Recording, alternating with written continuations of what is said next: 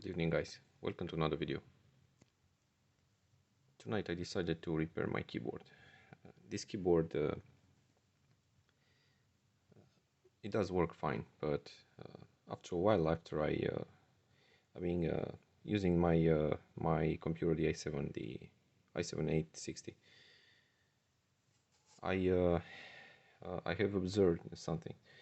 You see, right here, these pads that this keyboard is using. I mean, of course, it's not something very expensive. The materials that is made of, so these pads was touching the for the power. If I combine the FN keyboard plus power, my computer will start directly without touching the power button. But the power button, because I've been using it for a lot of time, is when you're actually pressing down, it's just it's not working like he used to anymore. So I decided to come up with something else. I've been having these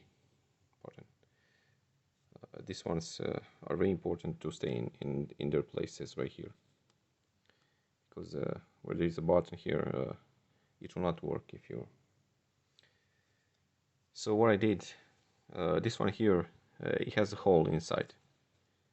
I'm using the paper, other paper that I sheet that I've been cutting off using a very sharp tool.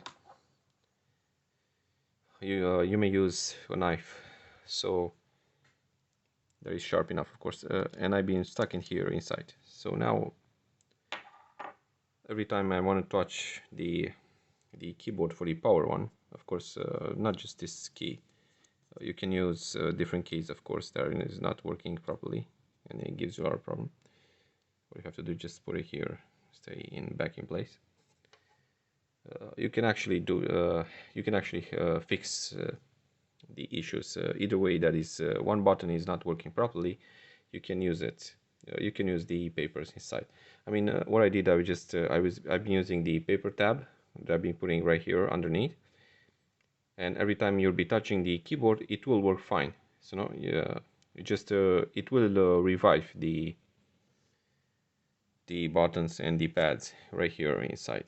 So yeah, anyway, this is a quick video for you guys, so you can make an idea if somehow you're having. Of course, every keyboard, it will be different, and it